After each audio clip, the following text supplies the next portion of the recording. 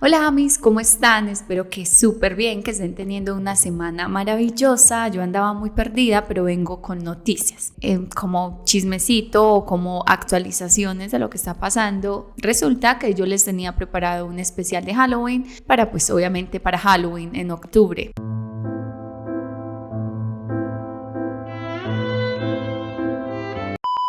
Pero por circunstancias yo no tuve tiempo de grabar los casos, pero ya tenía lista toda la investigación. Entonces yo estaba pensando, bueno, ¿será que ya guardo esos casos hasta, no sé, el próximo año? ¿Ya qué hago? ¿O los publico en este momento? Y al final decidí que los quería publicar ya, pues porque son como casos que yo ya tengo listos, o sea, sería como grabarlos y pues la otra parte del proceso, pero como editarlos y eso, pero pues ya están listos y son casos muy interesantes. Entonces en noviembre les voy a traer el especial de Halloween, porque así somos en este canal, loquísimos, no mentiras, voy a traerles el especial porque no quiero guardarlo más, entonces para que sepan y no sea como que ay qué raro porque está publicando es que especial de Halloween en noviembre, y ya saben por qué. En otras noticias, como pueden ver, tengo un nuevo fondo, pues espero que les guste, todavía está como en proceso y como pueden ver no tiene como tanta decoración todavía porque estoy como que pensando bien qué quiero poner y bueno, yo soy súper indecisa, entonces yo dije no, pues voy a grabar así con lo que tenga, les cuento a ustedes qué está pasando y bueno, ya pues como que empezar a grabar, que obviamente es lo que ustedes también quieren que yo empiece a hacer, no les importa de pronto el fondo que tenga o lo que sea. Y bueno, era solamente como eso, pues como en actualizaciones que quería contarles, así que no me juzguen, que yo sé que está muy solito por allá el mapa mundi y la plantica, pero ya como que con más tiempo y así iré decorando todo. Y bueno, perdón por extenderme tanto acá, yo hablo demasiado, o sea, ustedes no me hilo a mí porque nos quedamos charlando acá una hora, se los juro. Entonces, sin nada más que decir, en este momento comenzaré con el caso de hoy.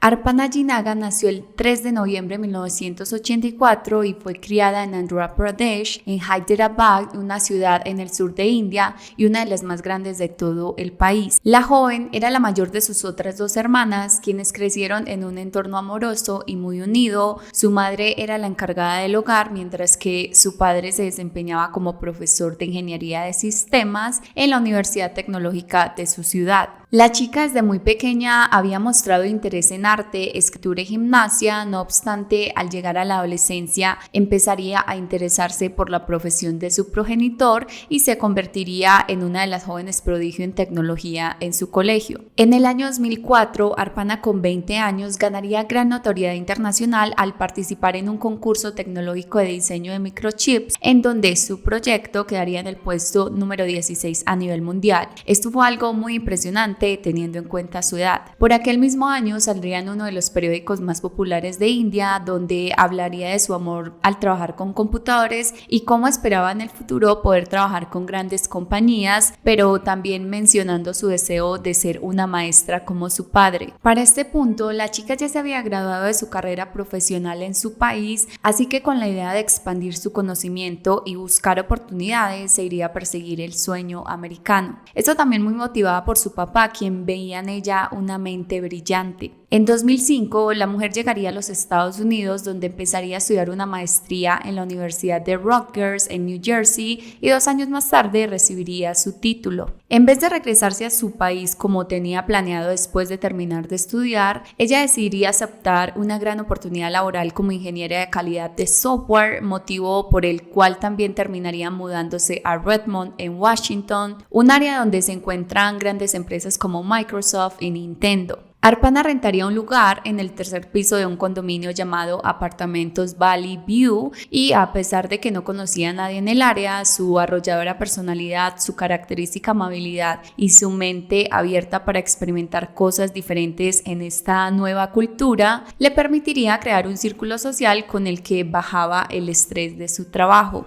Poco después de mudarse a su nuevo hogar, la chica adquiriría una moto, la cual pensaba usar como medio de transporte hacia su empleo, ya que estaba aproximadamente 20 minutos de donde vivía. Sin embargo, ella jamás había manejado una de estas, así que estuvo tomando clases de conducir, además de que se unió a un club de motos para aprender mucho más sobre este medio de transporte y, por qué no, hacer nuevos amigos que estuvieran también interesados en el tema. Adicionalmente, ella se uniría a clases de taekwondo y participaba de manera muy activa también como voluntaria de los bomberos de su vecindario, y también era voluntaria en un hogar de refugio para animales. Algo que era muy importante para Arpana era definitivamente su familia, así que a pesar de tener una agenda apretada, todos los días sagradamente sacaba tiempo para llamar a saludarlos y contarles cómo les estaba yendo en su proceso de adaptación en la nueva residencia. Como podemos escuchar, ella era sumamente animada para ocupar su tiempo libre, se le notaba esperanzada de ser parte de la comunidad y aportar su granito de arena, y la verdad me gusta mucho que tengamos la oportunidad de conocer tanto sobre su vida, especialmente después del terrible hecho del que sería víctima. Usualmente no en todos los casos esto se da. El viernes 31 de octubre de 2008 era noche de Halloween, y aunque en India esa fecha no es tan popularmente celebrada como en otras partes del mundo,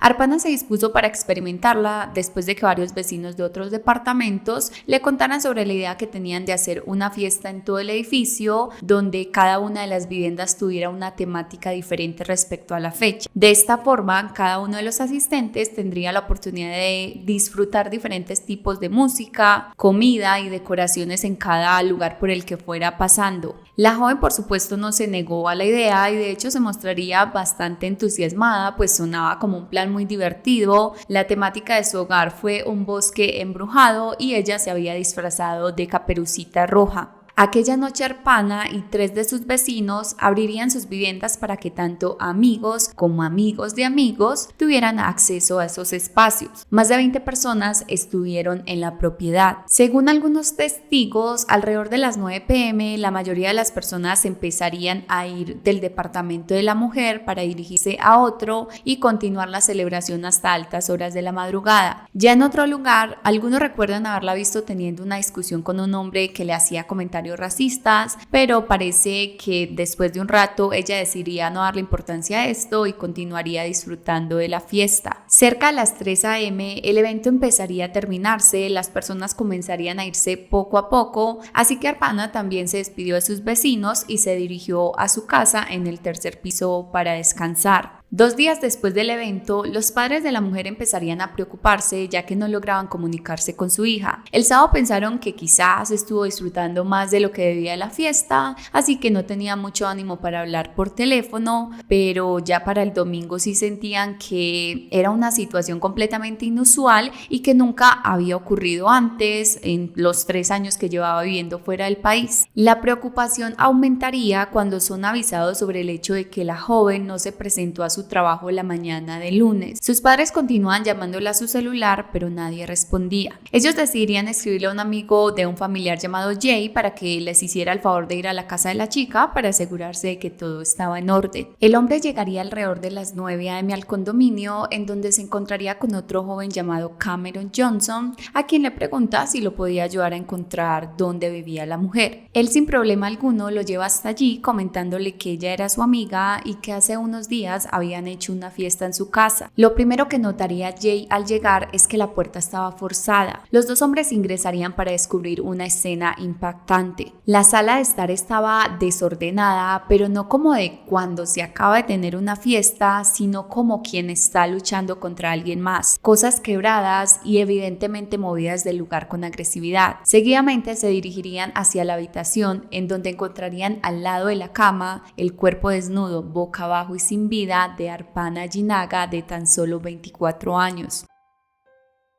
Inmediatamente llamarían a las autoridades, quienes les indicaron retirarse del lugar y esperar su llegada. Cuando los expertos llegaron a investigar la escena del crimen, se indicó que había sido un homicidio y que la causa de muerte fue estrangulamiento. También se encontraron otras heridas de golpes en su cabeza y varios de los dientes de la víctima estaban quebrados. Se estimó que la hora de su fallecimiento sería entre las 3 a.m. y las 8 a.m. Ella habría sido amordazada con su ropa interior y alrededor le habían puesto cinta adhesiva para que la prenda no se cayera. Adicionalmente era evidente que había sufrido abuso sexual. Sin embargo, aquí no termina todo. El cuerpo de la mujer sería hallado prácticamente bañado en aceite de motos, el cual seguramente el atacante encontró en el apartamento de su víctima, quien, como sabemos, había comprado uno de estos aparatos hacía unos meses atrás. Y según las autoridades, parece que el atacante había hecho algún intento por incinerarla. En sus manos también le habían esparcido un líquido azul junto con un blanqueador de ropa. Precisamente a lo último es a lo que más olía su vivienda cuando la policía ingresó. A la cama de la víctima le habían quitado todas las sábanas y una pequeña parte de estas estaba parcialmente quemada. Esto probablemente en un intento del asaltante por borrar cualquier rastro de su ADN producto de su ataque. De igual manera había ciertas partes específicas del colchón que fueron rociadas con blanqueador. En el baño se encontraría el edredón de color blanco con manchas de sangre y sumergido en la bañera en una mezcla de agua y más blanqueador. Las pertenencias de valor de la chica, tales como su portátil y el televisor, fueron encontrados intactos. Sin embargo, otros elementos como su celular BlackBerry y su cámara digital no fueron hallados. Esto, por supuesto, es bastante sospechoso y casi que se siente como si precisamente en estos dos aparatos hubiera información que le convendría a alguien que no fuera revelada al público. En el basurero del condominio, que estaba ubicado en el parqueadero, se encontraría el disfraz que la chica estaba usando la última vez que fue vista con vida, también una bolsa de plástico que contenía su bata de baño manchada de sangre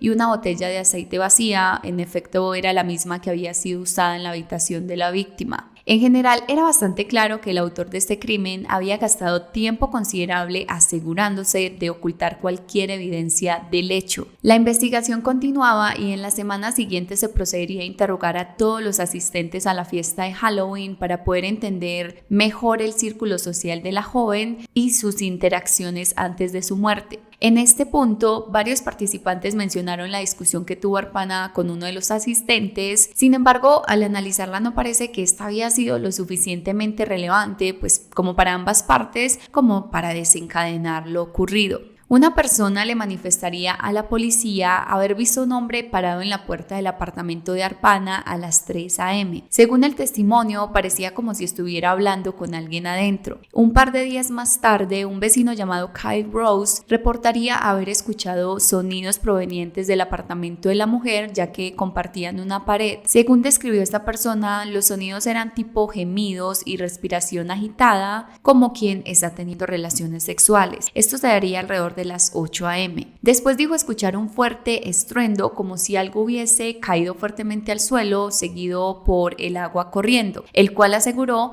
persistió por aproximadamente una hora. El testimonio de una chica llamada Leslie, que rentaba un lugar en el condominio, traería a flote el nombre Manuel Fair. Este no era en lo absoluto conocido por el público, pero sí que ya había resonado en los oídos de la policía. A la mujer le preguntaron, al igual que al resto de los residentes, que con quién había pasado aquella madrugada del crimen. Ella respondería que había estado sola, pero mentía, pues cuando se interrogó a este chico, él sí dijo que había estado en la fiesta hasta la 1:30 a.m. y después se había ido a la casa de ella a dormir. La duda ahora sería por qué ella había mentido sobre este chico y la respuesta era sencilla. Leslie intentaba proteger a su amigo ya que él contaba con antecedentes penales y no quería que lo relacionaran al caso y pudiese tener más problemas en el futuro, a pesar de que él ya había pagado con la privación de su libertad estos hechos. Sin embargo, parece ser que no tuvieron la oportunidad de hablar el uno con el otro para acordar lo que dirían por si los interrogaban. Desafortunadamente para ambos serían descubiertos en su mentira, ya que en realidad las autoridades habían hecho una búsqueda en su base de datos de todos los asistentes después de observar diversas fotos que se tomaron en la celebración y desde mucho antes de siquiera indagarlos a ellos ya tenían en la mira a aquel joven, pues era el único que había tenido problemas con la justicia en su pasado, lo que casi como de manera automática aparentemente lo convertía en el primer sospechoso. No obstante, solo un par de días después encontrarían un segundo. Este era Cameron Johnson, el mismo chico que había ayudado al amigo de la familia de la víctima a llegar al apartamento en donde la encontrarían sin vida.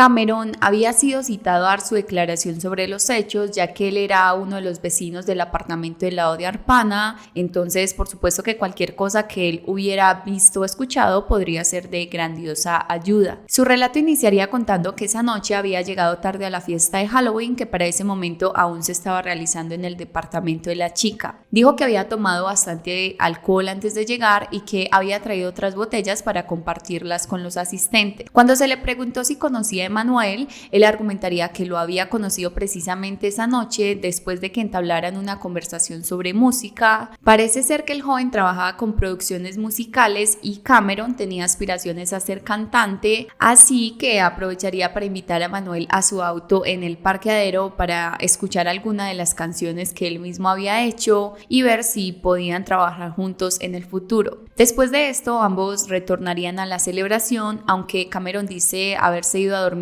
a su apartamento alrededor de la medianoche. Continuando con su declaración, dijo haberse despertado a eso de las 3 a.m. debido a que había escuchado gruñidos que provenían de la vivienda de Arpana, pero refiriéndose a que parecía que ella estaba teniendo relaciones sexuales. Después de esto, manifestó que se había quedado dormido de nuevo hasta las 10 de la mañana, hora en la que se había despertado. No obstante, las autoridades habían realizado un cateo de su celular y este mostraba que no era cierto que se había ido a dormir después de escuchar estos sonidos. De hecho, los registros de llamada mostraban que había intentado contactar a su vecina en 2 ocasiones, una vez a las 2:56 a.m. y otra más a las 3:02 a.m., pero no parecía que ella le había respondido. Ante esto, él se mostraría confundido, argumentando que no recordaba en lo absoluto haber hecho eso. Adicional a las llamadas a la víctima a la madrugada de su asesinato, Cameron también intentaría comunicarse con una exnovia a las 2:59 a quien le escribió "Hola, ¿qué tal?",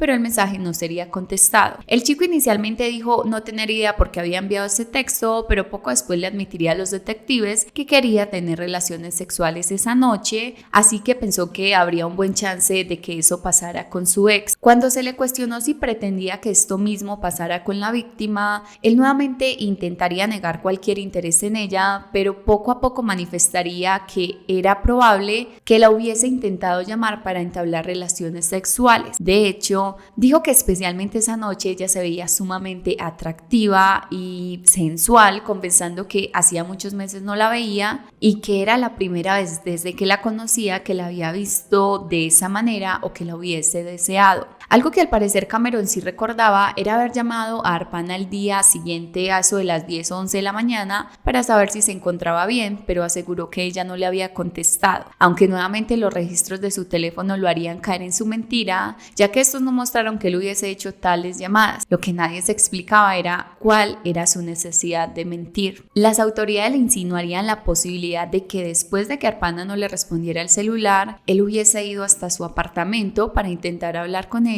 y ver si el encuentro podía terminar en sexo. Él negaría esto enfáticamente, recalcando que él se había ido a dormir poco después de escuchar los ruidos. Y los policías después de esto como que tampoco investigaron mucho a fondo, o sea, fue como que, bueno, mi niño, vaya entonces para la casita, que si cualquier cosita, mi amor, lo llamamos más tarde. No cometa más locuras, bueno, chao, TQM. O sea, para mí todo lo que él dijo es muy sospechoso, ¿no? Y esperen que aquí no termina, porque además él también le manifestaría a las autoridades que el día después del crimen había tomado su auto con la intención de irse a Canadá, pero que la policía de la frontera no le había permitido el ingreso, así que se devolvió a su vivienda.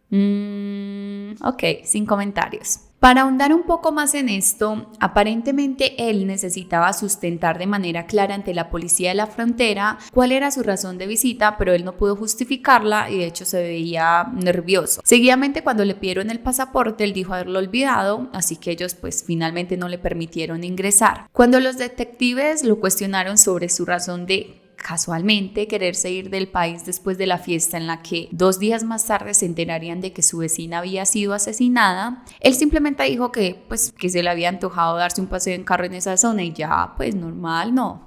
Claro. Adicionalmente, se lograría tener acceso a un documento que Cameron imprimiría que tenía como que una lista de prenderías o casas de empeño cercanas al área por donde pensaba cruzar. ¿Qué era lo que tenía pensado vender? ¿Acaso un BlackBerry y una cámara digital? Supongo que nunca lo sabremos. Dentro de todo me parece que su manera de actuar es también como demasiado cliché, literal esas son como las primeras reglas en cualquier libro de cómo ser un criminal sin morir en su intento. Primero, salir del país después del hecho. Segundo, usar casas de empeño para conseguir dinero en vez de usar bancos o cualquier otra entidad oficial que deje rastros de tu ubicación. Y ojo, que eso no lo digo yo, lo cuentan los miles de documentales criminales que hay en el mercado. Las autoridades lo cuestionarían sobre unas heridas que tenía en su codo y en sus rodillas. Ante esto, él continuaría contando que después de que no lo dejaran entrar a Canadá, se había ido para una fiesta de uno de sus amigos y allí había estado compitiendo con un chico en una lucha y se había lastimado. Uno de sus amigos comentaría que cuando Cameron estaba siendo visto como persona de interés en el caso, él les había dicho a alguno de sus cercanos que qué pasaría si él hubiese cometido el crimen y quizás no se acordara de haberlo hecho. Ahora, para que haya un buen contraste de los dos sospechosos del caso y vayan creando sus propias conclusiones, vamos a hablar sobre Emmanuel Fair. Este chico había crecido en un ambiente familiar complicado, su abuela había sido quien lo había criado la mayor parte de su vida, después sería enviado con una tía por un tiempo, pero finalmente termina viviendo con un tío. Toda esta situación se dio porque su madre como que nunca respondió por él y se la pasaba consumiendo drogas y alcohol. Desde los 16 años, este joven se vería expuesto a las calles y todos los peligros que éstas conllevan. Cuando tenía 19 años había sido enviado a prisión después de que un adolescente de 14 años lo acusara de abusarla sexualmente amenazándola con un arma. Él habría aceptado los cargos para obtener beneficios carcelarios, pues no quería pasar el resto de su vida en prisión, así que se le sentenciaría a 4 años privado de su libertad. Al salir de allí, él habría decidido darle un vuelco a su vida y se alejó de las calles. Había encontrado en la música una forma de conocer mejores personas, además pertenecientes a un ambiente diferente al de los amigos de su barrio, a quienes, según expresaría en una entrevista, nunca más quiso volver a ver. Emmanuel manifestaría que él había terminado en la fiesta de Halloween en el condominio donde ocurrió el asesinato debido a que su amiga Leslie lo había invitado a pasar el fin de semana en su casa. Él había llegado desde el jueves 30 de octubre y ya había conocido a algunos de los vecinos, pero no al vecino sospechoso ni a la víctima. Al día siguiente, cuando se hizo el evento, él no tenía disfraz y las mismas personas que ya había conocido le armaron uno. Según cuenta, había estado con todos ellos ayudando en la decoración, inflando globos y pegándolos con cinta en las paredes de los apartamentos. Este chico también afirmaría haber conocido a Cameron esa noche, argumentando que estuvieron juntos por aproximadamente 30 minutos escuchando algunas de sus canciones dentro de su auto, que estaba ubicado en el parqueadero del edificio. Después de esto, ambos regresaron a la fiesta y, según su relato, no volvieron a hablar esa noche. Al día siguiente, Emmanuel, su amiga Leslie y los demás residentes estuvieron ayudando con la limpieza del edificio, mientras que, como ya para este punto sabemos que Cameron conducía su auto con la intención de salir del país. En enero de 2009, los resultados de la evidencia ya en la escena del crimen arrojarían que el ADN de Emmanuel se encontraba presente en la bata de baño de Arpana, mezclado con sangre de ella y en algunas servilletas que estaban en el apartamento. Además, se hallarían rastros de este chico en la cinta adhesiva que usaron para la decoración, pero el que más llamaría la atención sería el encontrado en un área cercana al cuello de la chica. Adicionalmente, también se encontraría ADN de Cameron en la parte de adentro de una ventana de la casa de la víctima, en un pedazo de alfombra mojada, pero principalmente en la botella de aceite de motos. Ahora, según algunos testigos que estuvieron con Emmanuel mientras preparaban la fiesta, él había pasado un considerable tiempo en el apartamento de la víctima junto a ellos y parece ser que se había hecho uso del baño, lo que podría explicar el hallazgo de su ADN. Sin embargo, ¿cómo se explicaba entonces que hubiese rastros de él en el cuello de Arpana? Algunos dicen que pudo quedar tal vez si al saludarse se habían dado un beso en la mejilla o área cercana al cuello. No obstante, otras personas apuntan a que quizás ellos habrían mantenido relaciones sexuales consentidas aquella noche y esos podrían haber sido los sonidos que Cameron manifiesta lo despertaron a las 3 a.m. Lo que no cuadraría en ese punto es el hecho de que Manuel expresó a las autoridades que él se había ido al apartamento de su amiga entre la 1 y 2 de la madrugada. Otra cosa interesante respecto a esta parte es que, por ejemplo, la persona que reportó haber visto a un hombre parado en la puerta de la víctima no les hizo la descripción a las autoridades de que este fuera de piel oscura como lo era Emanuel. Esto llama la atención teniendo en cuenta también que en esa fiesta en particular se confirmó que él era el único con estos rasgos. Una de las teorías más fuertes de los investigadores es que los dos jóvenes habrían cometido el crimen juntos. Sin embargo, parecía ser que no existía suficiente evidencia según los entes judiciales para acusar a Cameron, pero situación contraria era la del otro chico, quien además tenía antecedentes penales, por lo que sería enviado a prisión mientras se deliberaba su destino. Pasarían un total de 7 años y en el 2017 iniciaría el juicio donde se determinaría que Emanuel, quien tenía 26 años para ese momento, era el autor principal del crimen, argumentando que a pesar de que aún se intentaba determinar la culpabilidad del otro hombre, se decidiría que independiente de si había un cómplice en el hecho o no, eso no le quitaba responsabilidad alguna al primer acusado, quien aparentemente reunía las características para que se diera a cabo una condena. El caso se basaría principalmente en la evidencia de ADN recolectado en la escena del crimen. Sin embargo, recordemos que esta estaba mezclada, lo que significa que podía ser difícil de leer y determinar cómo y cuándo estos rastros habían llegado allí. Los abogados defensores cuestionaron la interpretación de las pruebas debido a que la empresa dueña del software que las analiza se ha negado en revelar su código de fuente para saber cómo se llega a la conclusión de que sí es el ADN del chico acusado. En segundo lugar, se cuestionaría cómo era posible que si el asesino había hecho tanto esfuerzo por borrar cualquier rastro en la escena del crimen, se hubiesen hallado tantas evidencias biológicas de Emanuel, especialmente teniendo en cuenta que hubo una fiesta en el apartamento de la víctima donde había ADN de otras personas, incluyendo a su vecino, quien curiosamente también había actuado de forma extraña al día siguiente del crimen. Además, había mencionado a sus cercanos que podría haber cometido este hecho y no recordarlo. Según la defensa, parecía casi como si se estuviera eligiendo de manera sumamente específica, mientras que se decidía ignorar todo lo demás. De hecho, Cameron, aunque participó de todo el proceso legal, nunca fue condenado, ya que se consideró que no existían suficientes pruebas en su contra. El 11 de junio de 2019 se realizaría un segundo juicio. Ya para este punto el hombre acusado tenía 35 años y había pasado 11 años en prisión mientras se determinaba su condena. Sería ese día en el que finalmente Emanuel recuperaría su libertad después de que un juez determinara que los detectives y los fiscales nunca tuvieron un caso sólido en su contra y así de simple le entregaron sus cositas, le dieron una palmadita en el hombro y lo mandaron para la casa. Prácticamente le dijeron: oiga, qué embarrada, hombre, siempre es que usted era inocente. Ay, disculpa que no le creíamos desde el principio, jeje. O sea, 11 años encerrado.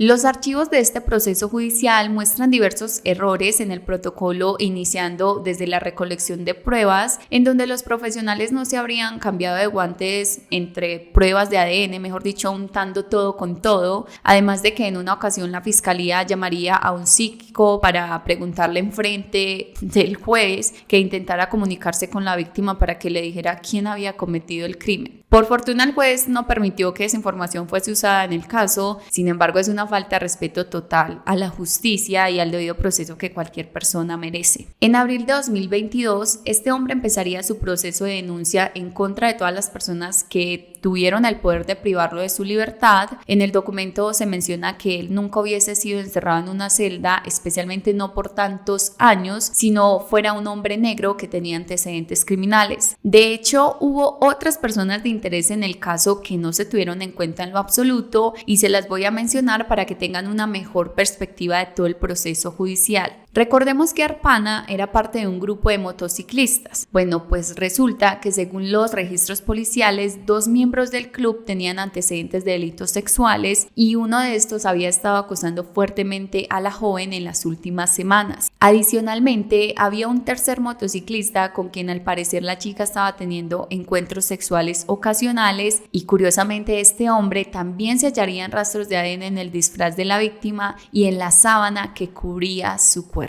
Como si lo anterior fuera poco, algo muy perturbador dado los hechos ocurriría en el edificio donde vivía Arpana. Un hombre que residía en uno de los apartamentos cometería suicidio solo un par de días después del asesinato. Sin embargo, las autoridades no compararon su evidencia biológica con la encontrada en la escena del crimen. Lo único que tenían en común todos estos hombres que les acabo de mencionar era que no eran afrodescendientes, y precisamente por ese lado es que el grupo jurídico de Manuel está apuntando. Esto junto con los muchos otros errores cometidos durante la investigación. Emanuel, ahora con 38 años, se encuentra intentando construir su vida desde cero después de que le fuera puesta en pausa por casi una década. Por otro lado, la familia de la víctima no ha logrado conseguir la justicia que sin duda alguna merecen tener. El caso sigue sin resolverse y lamentablemente la llama de la esperanza tiende a apagarse cuando el actuar inadecuado de las autoridades se vuelve tan evidente. Bueno amigos, eso sería todo por el día de hoy. Espero que la narración haya sido de su agrado. Muchas gracias por escucharme. Les mando un abrazo enorme. Cuídense mucho, por favor, en serio. Chao.